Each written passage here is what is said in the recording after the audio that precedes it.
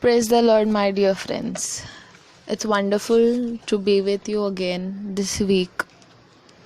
And today is the last part of our chapter 3,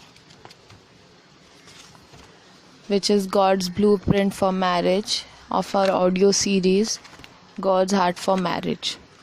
So today we will be first covering up the last two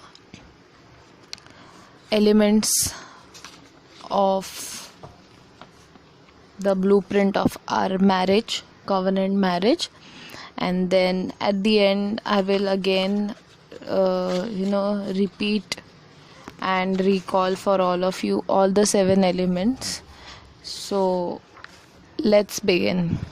So our 6th element is obedience to God. The blessing of God flows into marriage through obedience to God and His word. This is written in Genesis 2 verse 16 to 17. Obedience to God establishes God's kingdom and purpose in our marriage.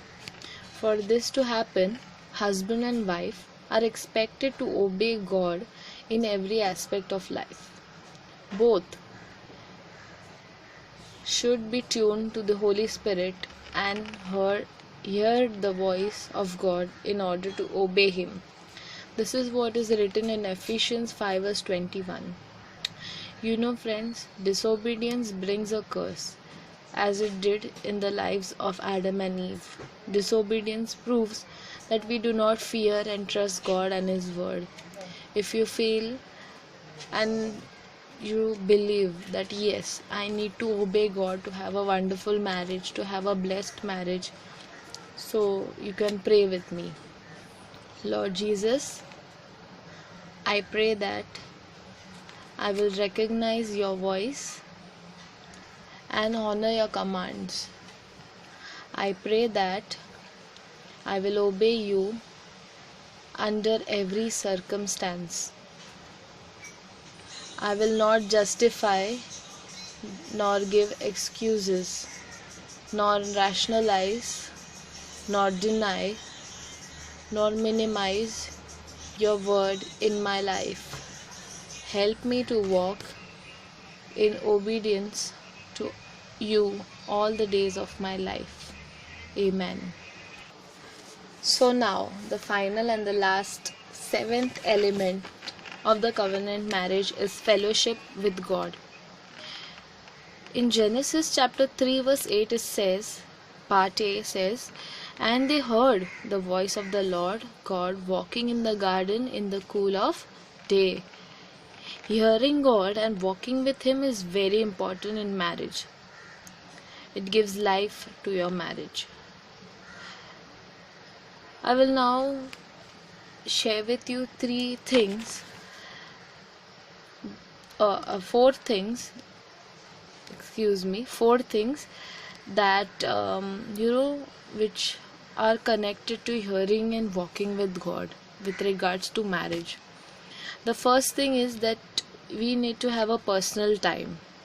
It is important that husband and wife individually have a close relationship with God and spend time with Him. It is during these times that God may be cautioning us about certain unseen or hidden things at work in our marriage. For example, like in the chapter 5 of the book of Acts, I am sure you must be knowing the story of Ananias and Sapphira. This is a great example for this point, that is personal time. The second one is couples time. What is couples time? The power of two, the synergy that is made to manifest when husband and wife come together in prayer. This is the power that two people have when you are a couple. You can also refer to Matthew chapter 18 verse 19 for the same. This is a journey. According to Malachi 3 verse 16 and 17, it's a journey and you will progress if you are consistent and disciplined. We need to be consistent and disciplined with regards to prayer life. The third thing is a family time. Prayer times, including children and extended family members, are times of celebration in God's presence. It should be a part of life. Prayer should be a part of life. And the last point is corporate worship. It's very important to be a part of a local church as family to glorify God. So if you feel and think that yes, fellowship with God is very important and it should be a part of my marriage, you can pray with me. Lord Jesus, help me to have a fellowship with you when you call to me. Help me to always be available. I pray that you will have fellowship with us as a couple. Help us to honor and eagerly anticipate a time with you.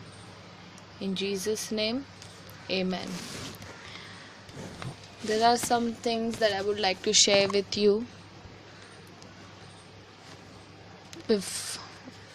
That the blueprint is held together and sealed by the remnant of the Spirit. Amen. For this you can also refer to Malachi 2 verse 15, which says that you are sealed. Amen. So before I share some points to ponder, I would like to recall all the 7 elements of the blueprint.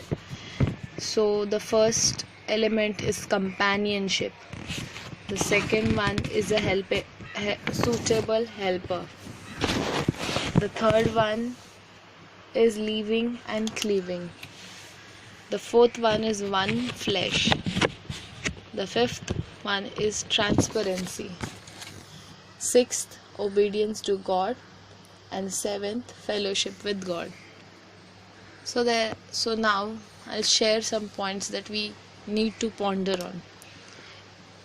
A very important thing is there. Before I would like to put a question before you before I end this chapter. Is there a need to confide or be transparent about our past? We really need to think about it. I'm sure we all have a past, a history, a face that no one knows about, something that we've put a curtain on, which except you or a few people or no one knows. Allow the Holy Spirit to lead you in this, to share your past, to be transparent, to confide to your partner, to your spouse. We will learn about this and understand about this in the upcoming chapters. Transparency with God and openness to the Holy Spirit is of foremost importance before confiding with each other. You need to first be transparent with God, and then we can be transparent with each other. Amen.